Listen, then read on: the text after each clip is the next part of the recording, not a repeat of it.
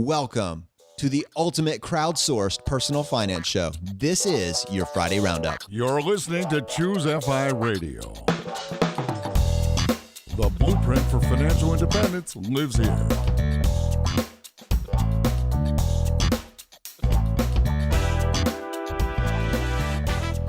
If you're looking to unlock the secrets to financial independence and early retirement, you're in the right place. Stay tuned and join a community of like-minded people who are getting off the hamster wheel and taking control of their lives in the pursuit of financial independence. ChooseFI, your home for financial independence online.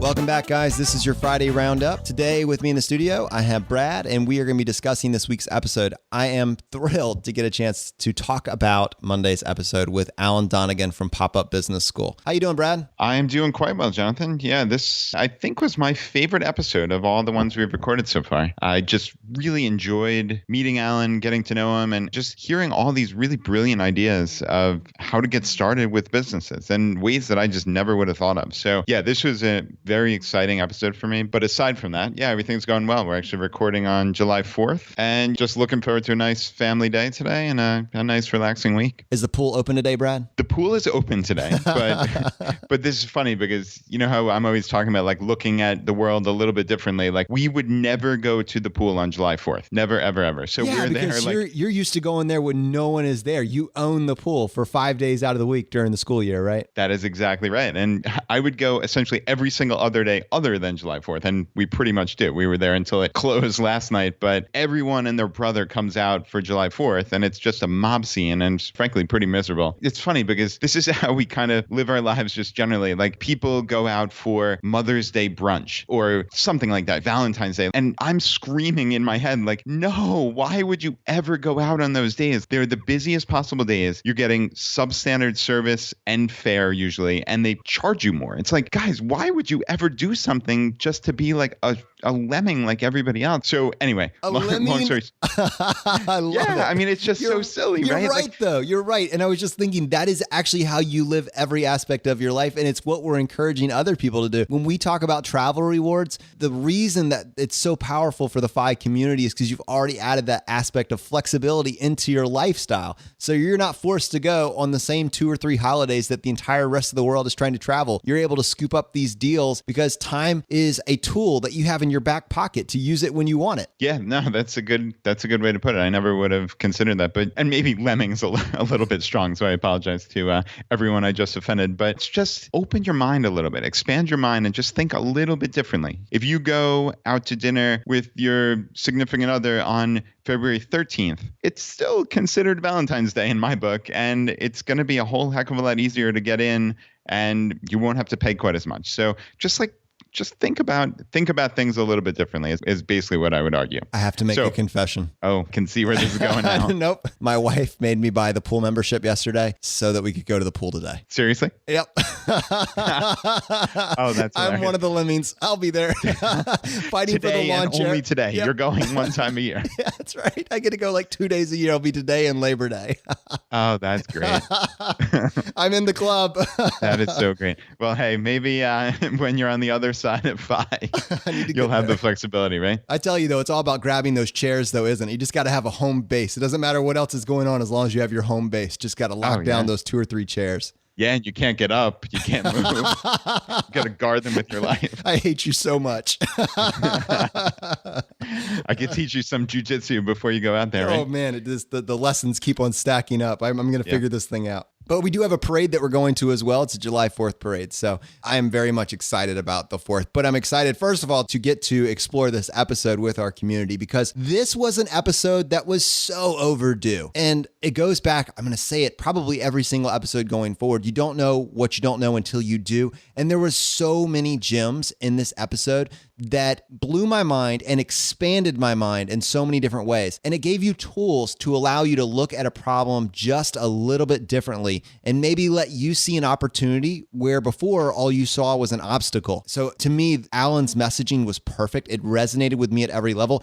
And it didn't just resonate with me, it resonated with my wife. And that's saying something because she's on the team. She listens to all the episodes. She enjoys the episode, but I don't think I've ever seen her lean in before, right? She was leaning into this one. Wow. Tell me about that. You didn't tell me about this previously. Yeah. So at every single point that he was dropping when we talked about how to start a restaurant for free or how to barter skills, she literally made me pause the episode and talk about how she could use that specific tool. And so we're actually exploring a few different side hustles. For her, we're going to have her start reading audiobooks. That's going to be a side hustle that we're going to try to start for her and maybe narrate some audiobooks. Because she has this amazing accent. She has a wonderful reading voice. She is essentially, if you're reading any sort of children's novel, think J.K. Rowling's or think Roald Dahl books. If you read any of those, imagine she literally has the perfect voice for that.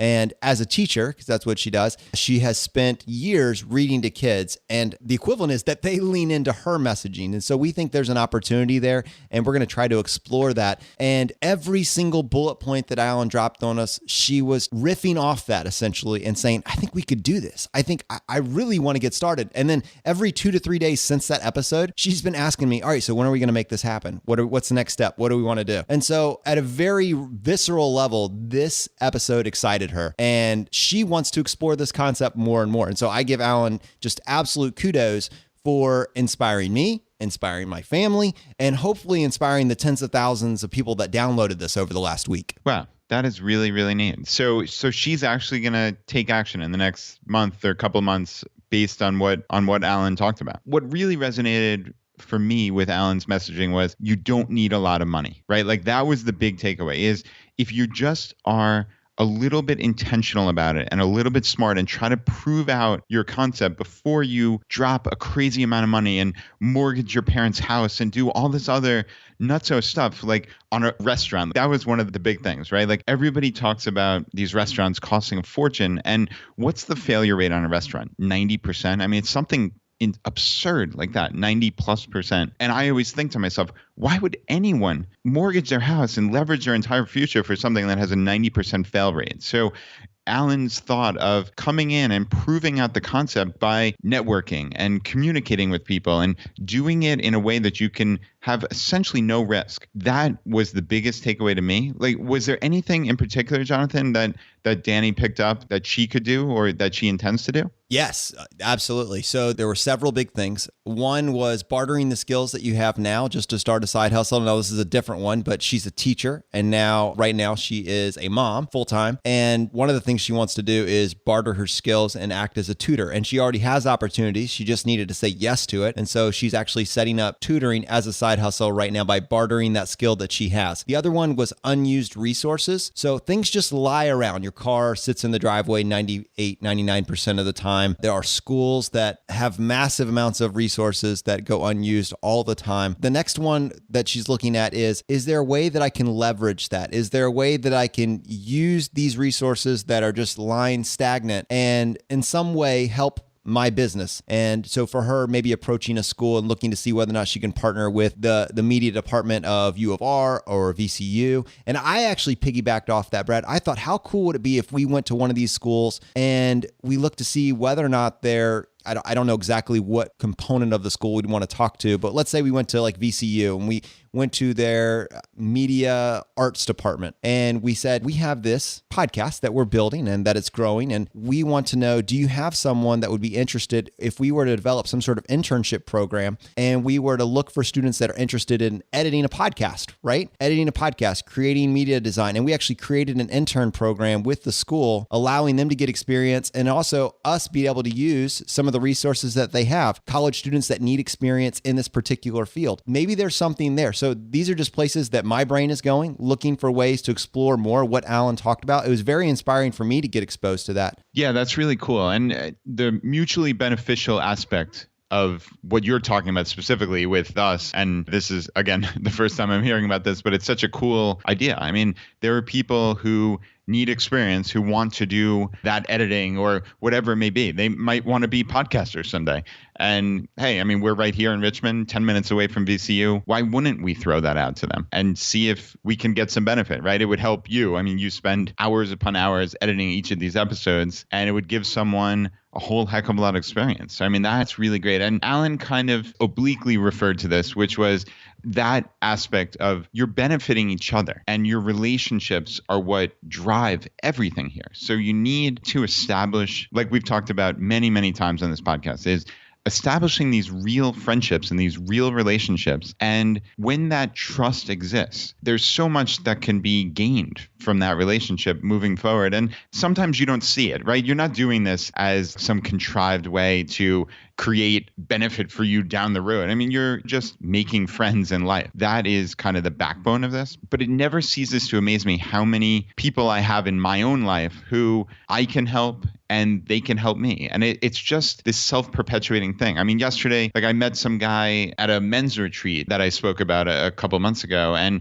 he shot me an email yesterday. Hey, Brad, I know you're up on saving for the long term and saving for retirement. Send me the name of a book that you think would be beneficial for a large audience. And of course, I sent him The Simple Path to Wealth by our friend J.L. Collins. And this company is now going to buy probably a couple hundred copies of that book to give out to all the attendees at this one big conference. And Jim Collins didn't have anything to do with that relationship. But by me knowing Jim, I probably just sold a couple hundred of his books. And this guy reached out to me because he knew I had some authority and influence in this area and understanding. So I thought that was, well, kind of a random example. Like that's just another power of networking that really helps all of them, because I'm the connector in this group, and Jim gets a couple hundred extra copies of his book sold, and this guy that I met can reference a book that is going to really legitimately help his audience. So it's just a win-win all around. That is so cool. I love that example. Absolutely. And that is what networking looks like at its finest. And that really does tie in the value of networking and that genuine human connection that you referenced in that episode.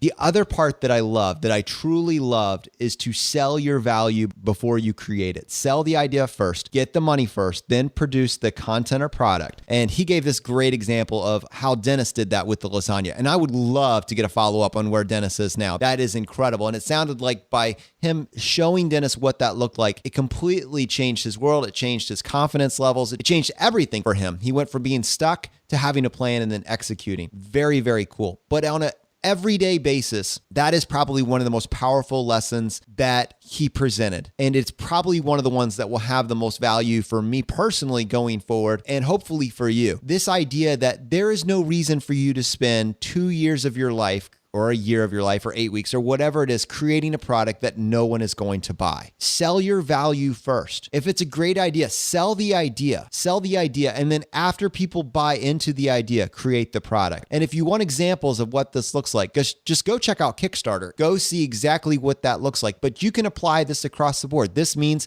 if you're tutoring someone as an educational process, ask for the money up front. Say, if you would like for me to tutor your child in whatever field that we're talking about, we can do 4 sessions at $50 a piece. That's $200. I'll need this up front. The added benefit of that is that if down the road they decide, oh, well, we have something coming up, or they need to cancel one of those sessions, because they've already paid you, they're going to be thinking about canceling that session definitely twice before they do that. And if they do, they're going to be way more likely to give you the heads up and try to get something rescheduled. At a very small level, sell your value first, collect the money up front, and then produce or create the content. You can do that. That is absolutely something that you can translate into every single aspect of your life. Yeah, and like we mentioned in Alan's episode, it's very important to actually prove this out. Don't just go to your friends and family and coworkers and say, oh, does this sound like a good idea? Because I guarantee you they're all going to smile and nod, and they're going to give you a bunch of great reasons why this can't fail and it's wonderful, but the proof is in the pudding. They need to actually pay. There's a whole different dynamic when you walk up to one of those people who say they love it and say,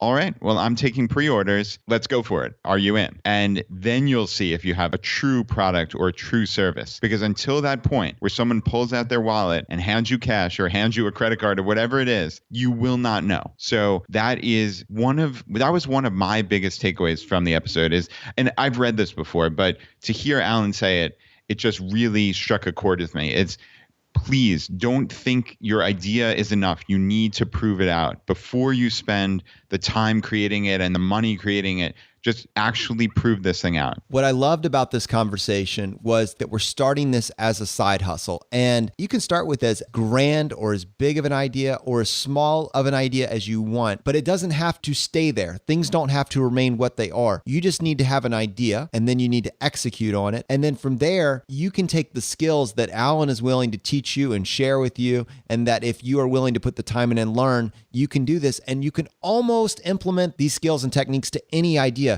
But if you don't like the way the table is set, change the table. And that's what the side hustle gives you. It gives you the ability to completely change the dynamic in which you currently find yourself. And there's so many different ways to approach this. And there is not a single idea. You just need to have an idea. And once you have that idea and you implement it and it's creating a little bit of income for yourself, from there are so many different places that you can take it. And this conversation actually got continued on our Facebook group. And I'm going to give a plug to Luis, who actually was talking about it on this thread with Alan. And because he shared it there, I'm going to share it with you in our audience. So Luis on our Facebook group said, have we met before, Alan? Because it's like you're picking my brain on the side hustle topic. My wife is a hardcore side hustle enthusiast. Her main is catering, to which we plan to expand to a restaurant in the near future. We had explored the same idea as you had mentioned with a local close by 2 p.m. restaurant, and we're working on the trust with the owner, but that fell through. Nevertheless, we press on. We do okay for what we can handle right now. I'm looking to expand having a restaurant fully running without my wife cooking. The goal is to solely own, maybe manage a bit, but I want to create an asset that brings in income, but not wanting to work too hard once it's good and going. I guess that steps out of the realm of side hustle, but getting there is going to take a lot of side hustling. And he said he's looking forward to the roundup. And he plugged his wife's business, which I wanted to go ahead and do on the show as well. It's Berta Lynn's Specialty Catering.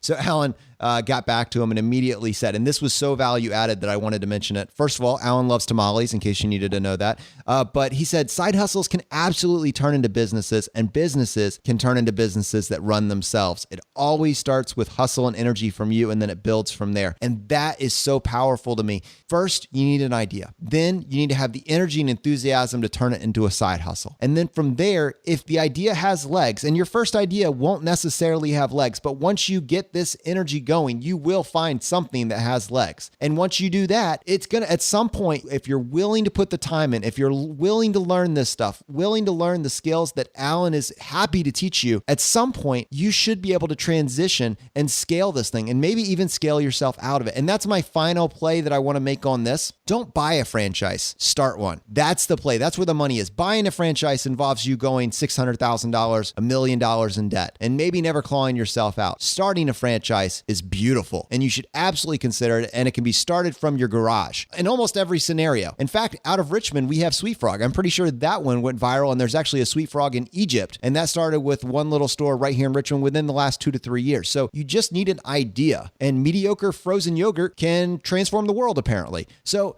just be willing to learn a new skill, get out of your comfort zone, and explore the possibilities of learning everything that you don't know. This is the missing link. This is the piece that we've needed in order to explore the story of what FI looks like even more. Ultimately, if you're in a job that makes $30,000 a year, in some fields, you may never make more than 35. Even if you perform at 100% and follow all of ESI's guidelines in that particular job, your 1 to 3% raises may never get you to 50 or 60 or $100,000 a year. That's a reality, and that's fine. It is what it is. But the missing link has always been, how do you change the table, right? What can you do to completely transform the dynamic in which you find yourself? And that is where the side hustle comes in. How do we change everything?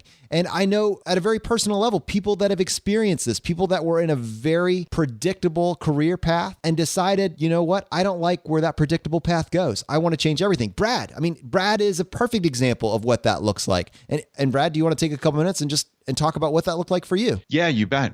You bet. I think I probably was maybe 10 years ago the least likely person to start a side hustle. I was just a regular office worker for all intents and purposes. I was a CPA, but I was in a fairly stable job, but it was really essentially going nowhere per se. But I just started learning and just lapped up every piece of information I could, starting with Tim Ferriss's 4-Hour Workweek and leading into podcasts and blogs and just everything I could get my hands on. And I didn't have any comprehension of where it would go or if it would go anywhere. But I just had this sense that this is something that excites me. And like Jonathan's saying, it changed the paradigm of how I even looked at life. Like I just tried to approach things differently and test things out. And I very rarely have talked about this on the podcast, but I had these websites that were just absolute garbage, like in retrospect.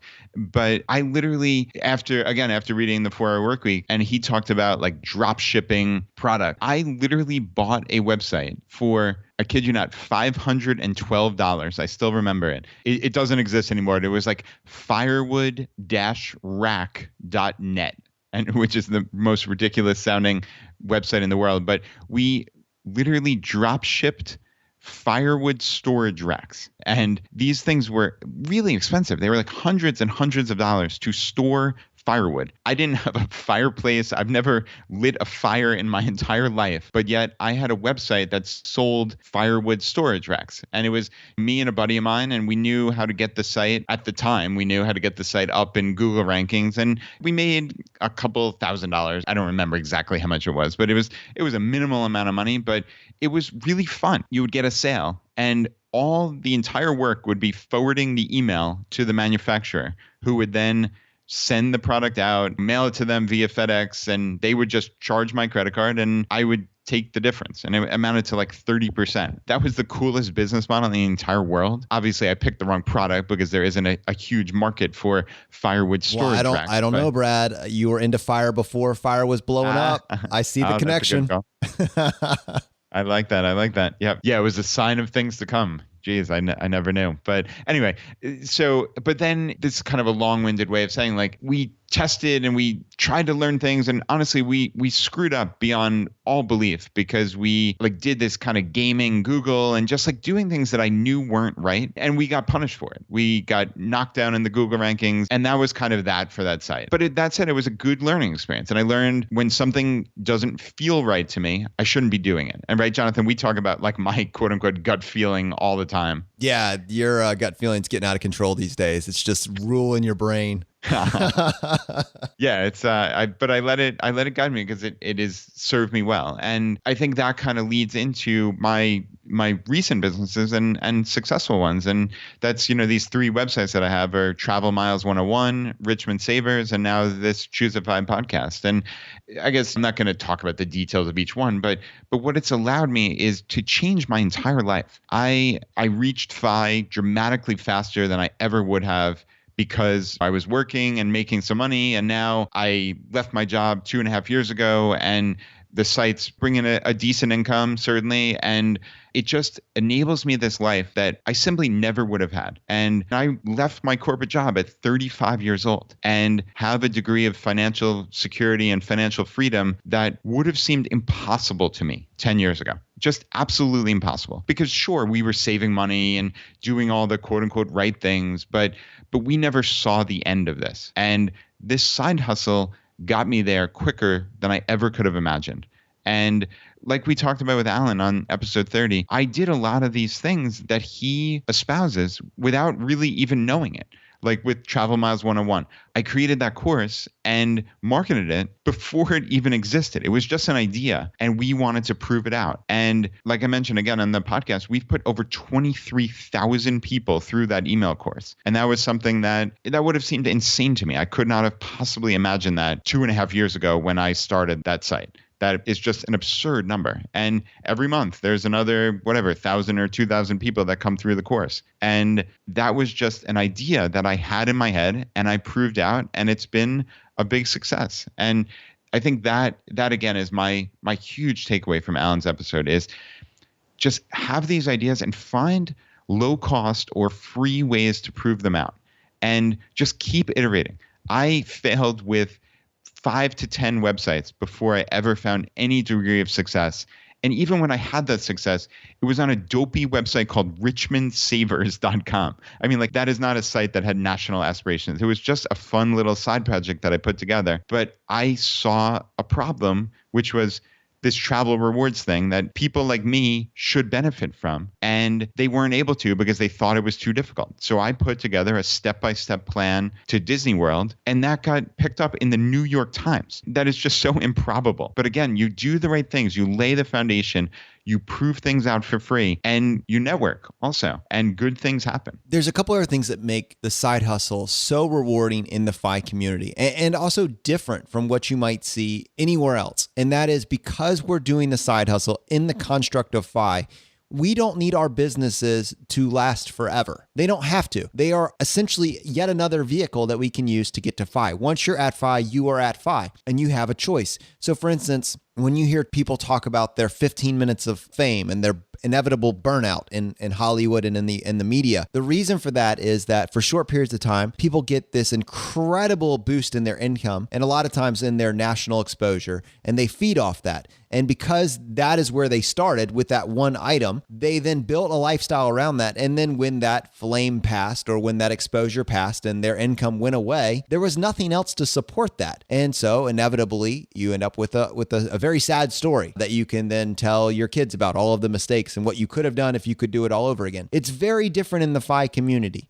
When you create something and it takes off, when you're operating it from the FI mentality, it's a vehicle to get you to that number or to that reality. And once you're there, if your business at some point fades, because most businesses, even ones that are traded on the stock market, have peaks and ebbs, and some of them go under, many of them do. If you've created your side hustle from the FI mentality and it's gotten you to your number, if it does go away, you're still fine because you have this amazing financial baseline that other communities don't have. And this is one of the things that my wife has talked to me because I get very excited about where maybe our side hustles might go in the future. And she says, well, if you pursue this full time and you give up your very safe 9 to 5, what happens if a year, 2 years, 3 years, 5 years from now, your business falls apart? To which the easy response is, sweetheart, this is a vehicle that we're using to get to FI. And when you create a fully funded lifestyle change, you have a backup plan for your backup plan. And you're not increasing your lifestyle. There's no need to because you've already found a lifestyle that makes you very happy. And you're only increasing it as it increases your happiness.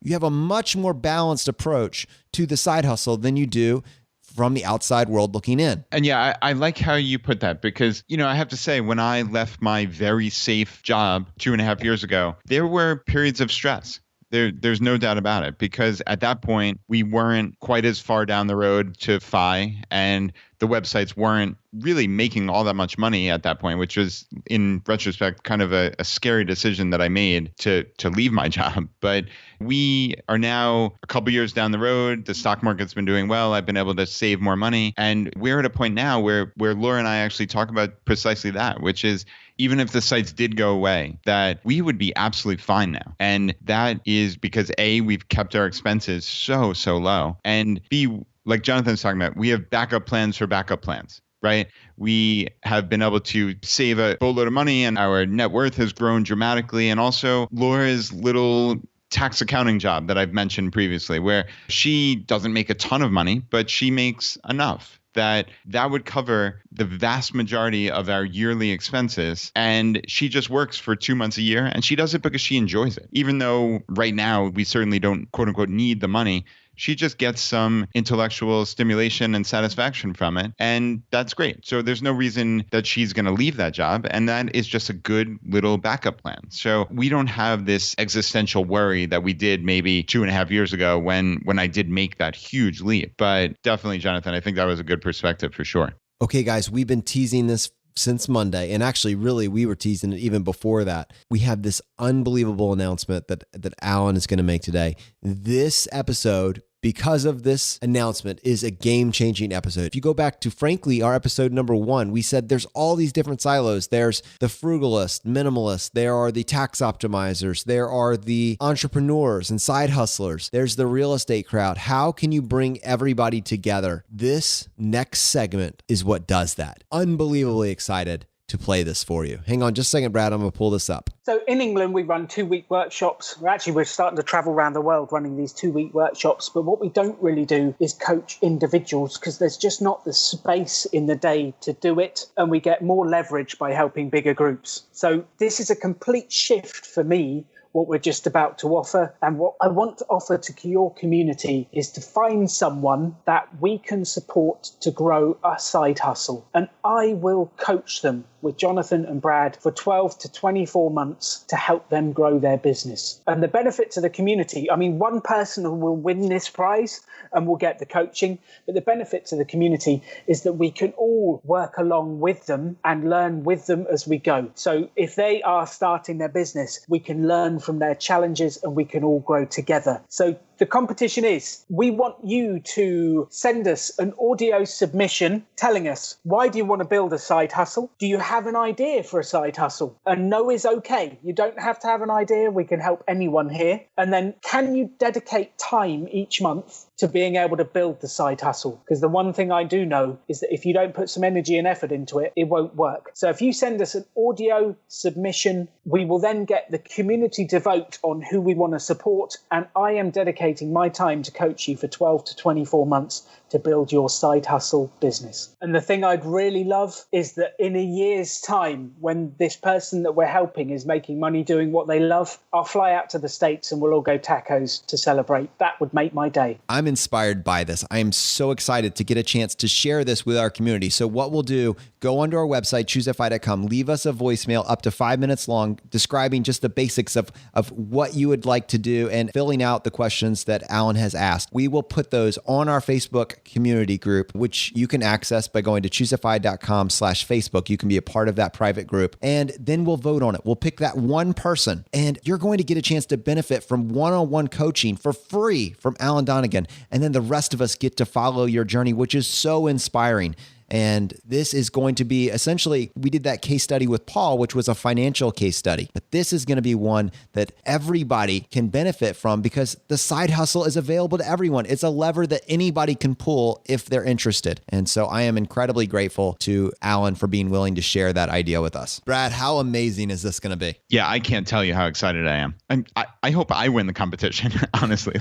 I would love to work with Alan for 2 years. But think about this. Someone from our audience is going to work one-on-one with Alan for 1 to 2 years and get all of his knowledge and all of his information and skills and actually make it happen for their lives. That is just incredible. I cannot thank Alan enough. It is so beyond generous that I frankly can't believe he's doing it. But like he kind of alluded to, he normally does this for groups of people. And it is a bit of a departure to work one-on-one with somebody. But I think the larger point is he's not just helping this one person. He's helping the entire ChooseFI community. Because what we're going to do is every single month, we're going to have an update. So you can expect in all likelihood, a Friday roundup that we'll have a segment with Alan and the winner of this contest. And Alan's going to impart some business wisdom for that month. So each month there'll be a topic that he's going to essentially teach us, and we as the audience can follow along with and implement that in our businesses. So I fully anticipate that many, many hundreds, if not thousands of people are going to start actual businesses in their lives because of this contest. And that is just the most remarkable thing ever, as far as I'm concerned. I mean, that will be the most exciting thing going on at ChooseFI over the next 2 years. And I just cannot overstate how cool this is and how impactful it's going to be. And this gives us an opportunity to explore all the financial stuff that goes along with creating a side hustle. Just in the States, creating the solo 401k versus the SEP IRA, looking at tax code as it affects the entrepreneur. And then along with that, looking at the problem a little differently, looking at unconventional answers to very typical problems. The story is chills down my spine awesome, right? that we get a chance to build continuity, start with a baseline, and we get to incorporate all these concepts as they apply. And then I think that along the way, as usual, I will find a way to incorporate my second Gen Phi pitch into this conversation, how to get your kids involved. And I'm working on Edmund T to set up the method to the Edness segment, because he has taken everything. He creates businesses around optimizing his entire tax schedule. It's incredible. And he gets his family involved and he starts businesses depending on the stage of life that his kids are in. It's really, it'll blow your mind. And so as we can weave all these really cool ideas into this conversation, there's so much to learn every single step of the way. It's very inspiring to me. And Brad, even though I very much doubt that we're going to pick you for our case study, I promise that you'll get to be a part of it. All right. Well, that makes me feel a little bit better, but I do want to work one-on-one with Alan. In the meantime, continue to enjoy your empty pool Monday through Thursday. Indeed. And yeah, kind of like you're referring to, I fully anticipate that we're going to bring a lot of our in-house experts in for this, like Keith from The Wealthy Accountant. He's an obvious person to bring in as part of this entire crowdsourced case study, right? So this is not just going to be Alan. This is going to be hopefully the entire FI community. And I think that is just adds an extra layer to the absolute awesomeness that this is going to be. So usually Jonathan's the one kind of exuberant with excitement, and I'm a little more laid back, but guys, I hope you can hear it in my voice. Like, this is just the coolest thing ever. And please just send in your ideas and send in your submissions. And Alan's mentioned this on the Facebook group, and he mentioned this to us personally, but I wanted to reiterate is that the idea is not the crucial part. You're not being picked necessarily because of the idea. I don't think that will be the most important factor by any means. It's about showing some dedication, showing excitement, showing that you have time to spend on this and that you are serious. And I think that is, to a large degree, what we're going to use to pick the winner. So please don't think if you don't have a world-changing idea like Uber or something like that, then we're not going to pick you. That's almost beside the point. We're looking for people who are going to be serious about this, who are excited and motivated and are really going to put their heart and soul behind it. So yeah, the best place to leave your submission is to just head over to ChooseFI.com, our main homepage, and right there, smack in the middle, you can't miss it. It's leave a voicemail. Leave us a detailed voicemail, and that will be your submission. And like Jonathan mentioned, we're going to ultimately pick some finalists, and then we're going to put this into our Facebook group to pick the winner. So this is all part of the main community that we're building here at ChooseFI. This is not me and Jonathan deciding everything from on high. This is a community deciding what's going to happen for the community. So that leads right into join the Facebook group, ChooseFI.com/Facebook. You'll just enter your email address. We'll send you out a link to the private Facebook group. Right now, there's 1,100 people in that group, and it's amazing. I can't keep up with all the comments and different conversations going on in there. It's a remarkable group. So yeah, this all kind of ties together into building ChooseFI into an even better and more impactful community for you guys. Brad, I think one of the things that to me is so rewarding is when you meet somebody that has a business, an unorthodox or unconventional business or side hustle, or maybe full-time business, when you find out they're into this FI concept or that they already discovered this rabbit hole and maybe went deep down into it, it's really cool to find out that they're in the FI community. Like I think you mentioned several weeks ago or even several months ago now, Craig, who has a business here in Richmond, a landscaping business, and you had actually hired him to do some work for you a long time ago. And then you found out relatively recently that he is deep into the FI rabbit hole, right? Yeah, this was the most mind-blowing thing that I've experienced in the FI community. It's called Green Side Up Landscaping. And yeah, I mean, 10 years ago when we moved into Richmond, we actually hired this company. And at the time, Craig was a young guy. Laura and I were both young, and we hired this company to do this big landscaping project. And just real good guy. We actually hired them because of Craig. I mean, he was just a really engaging individual who we just liked. And so anyway, fast forward until a couple months ago, and I hadn't thought of them in years, even though I see their trucks all over the place, and they've grown significantly to one of the biggest landscaping companies in Richmond. And I was on the way over to Jonathan's house and I stopped for gas and I saw this Green Side Up landscaping truck and I thought, oh, I wonder what Craig's up to. It was just this random thought. And no joke, 10 minutes later, I got to Jonathan's house. I checked my email and there was an email from Craig from Green Side Up, not to me, but to ChooseFI, to Brad and Jonathan at ChooseFI, basically saying that he loves the podcast. He's been a member of the FI community for years. And I've subsequently found out he's all out. I mean, he's as FI as anybody I've ever met. He sold his house and rented an apartment and now he's building a essentially tiny home at his family's house or his sister's house or some such. It's this remarkable thing. But I mean, it was just so bizarre that Craig had no idea it was Brad Barrett, who he met 10 years ago when he did a project. He was just emailing ChooseFI. And there I had this email from him. And it was just so, like I said, so mind-blowing because you just don't know who's part of this community. So yeah, I mean, that was a very, very cool little glitch in the matrix type small world story, I thought. But it's things like that that are so rewarding. I get such a huge kick out of meeting business owners from the FI community. And we've been emailing back and forth with Evan Bellinger, and he was just sharing with us all these different concepts that he was getting excited about. And along the way, we found out that he actually is pursuing a winery out of Oregon. What an absolutely fascinating side hustle. And then if you can get to a place where you don't need to worry about how to keep the lights on and you can just pursue this, there is something so powerful about this idea. And we actually asked for his story because it was just so interesting. How do you go about making this choice? What is it that you're doing? And he actually sent this to us. Brad, did you want to read that? Yeah, sure. So he said, my wife and I both work in the wine business. She is the COO of a local winery, and I am a professional vineyard manager for other people's vineyards. When we were just married, we bought a house, ended up renting rooms out, and followed Dave Ramsey all the way through until we paid the house off. We bought the house in October of 2008, a tough time to make a big purchase, and ended up paying it off 4 years later. By that time, it was 2012, and there were houses on our street that were selling for only $60,000 to $100,000. We are in a distant suburb of Portland, Oregon, and even then, unbuilt, empty lots were worth $80,000. The market was clearly broken.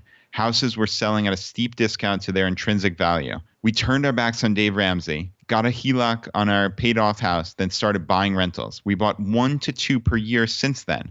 We are now up to 22 rentals, not counting our place. That strategy allowed us to fund a wine brand called Bellinger Estates, and a year ago let us buy our dream property where we are living and will be planting vineyards this fall. We are both still working and most days really love our jobs, but being at FI turns down the volume on the stress of our career. That is awesome. And Brad, it reminds me, what's that quote you always throw out that Buffett says about the bathtub quote? That's perfect, Jonathan, because that's exactly what I thought of when I read this. Was Buffett in his annual letter to shareholders said, every decade or so, dark clouds will fill the economic skies and they will briefly rain gold. When downpours of that sort occur, it's imperative that we rush outdoors carrying wash tubs, not teaspoons, and that we will do. And geez, Evan and his wife did exactly that. They saw this insanity in the real estate market that just made no sense. And they made a departure from Dave Ramsey, even though that's what they had followed for years, took out this home equity line and just started buying up rentals. And they have 22 now. I mean, that's absolutely incredible. So, I mean, this is one of the perfect FI stories encapsulated here in just a couple paragraphs. So, yeah, I mean, we definitely enjoyed emailing back and forth with Evan. And I think that we are going to have to explore that concept more because there is a recession coming, right? There is going to be a downturn in the market. It doesn't matter when, it is going to come. And I think we have a responsibility as we continue to grow this community to make the attempt to empower ourselves on a personal level and also our community. What is the play there? What do you need to be thinking about? How do you protect yourself, one, from the downturn,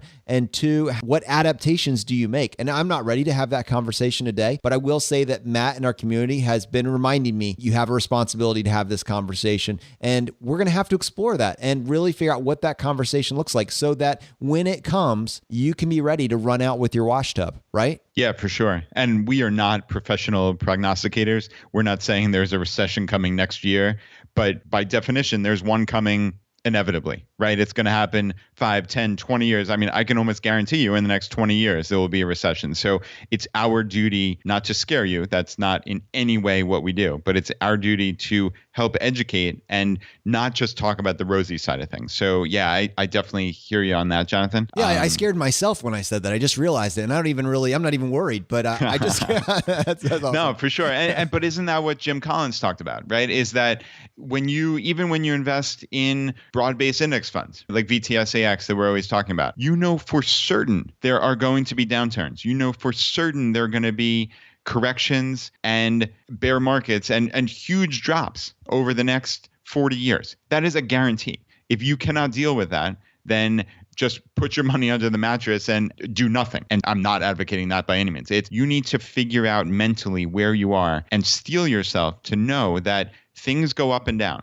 That's just the way it works. There will be recessions, there will be boom times, but we all need to understand that it's just not going to be rosy all the time. So if you can mentally prepare yourself, and that ties to what we talk about at ChooseFI all the time, is psychology is so important. Prepare yourself to know when that next 30% drop in the stock market comes, what am I going to do? What's my reaction going to be? That's the crucial part. That's what Jonathan's getting at here.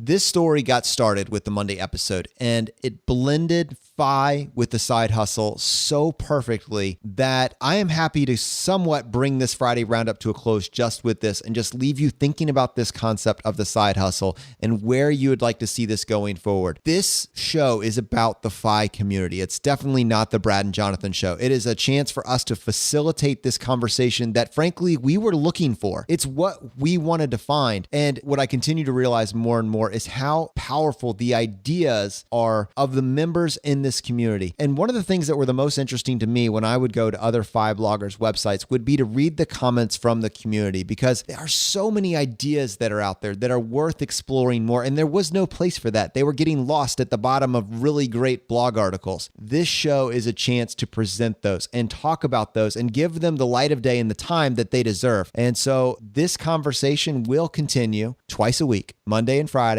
and all the days in between on the Facebook community group. FI has the ability to change the world, and this community doesn't exist without you. So thank you for being a part of this. Lastly, as usual, it is time to bring this episode to a close, and we try to finish every episode by doing a weekly drawing for a copy of J.L. Collins' book, The Simple Path to Wealth. We actually mentioned this book previously. Brad and I do feel that it is the perfect place to start in terms of an investment and a lifestyle book to offer to someone that really hasn't been exposed to this before. It's incredibly powerful. It's one of the first books I recommend, as does Brad, obviously. And so if you are interested, if you would like a chance to win a free copy of J.L. Collins' book, The Simple Path to Wealth, all you need to do is go to ChooseFI.com/iTunes. There will be some super simple instructions on how to leave a short written review. Do that, and then just send us this screen name that you left the review under, and you can send that screen name to feedback@ChooseFI.com. That's all we need to enter you in this drawing. And then every Friday, we announce our winner. So Brad, do you want to go ahead and announce our winner for today? All right. The first winner is Lily.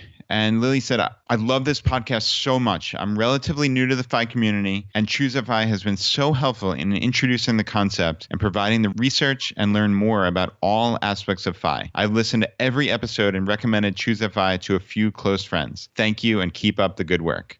And the second winner is Chris. And Chris says, making Mondays great again. Thank you, Brad and Jonathan. First of all, every episode is awesome. I wake up early every Monday and take the long way to work so I can listen to as much of the show as possible. My favorite episode to date is episode 9 about travel hacking.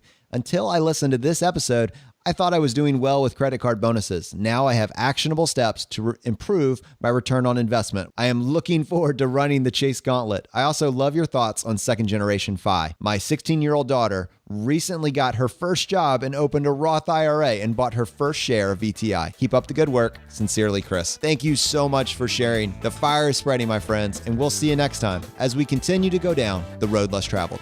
You've been listening to ChooseFI Radio Podcast, where we help middle-class America build wealth, one life hack at a time.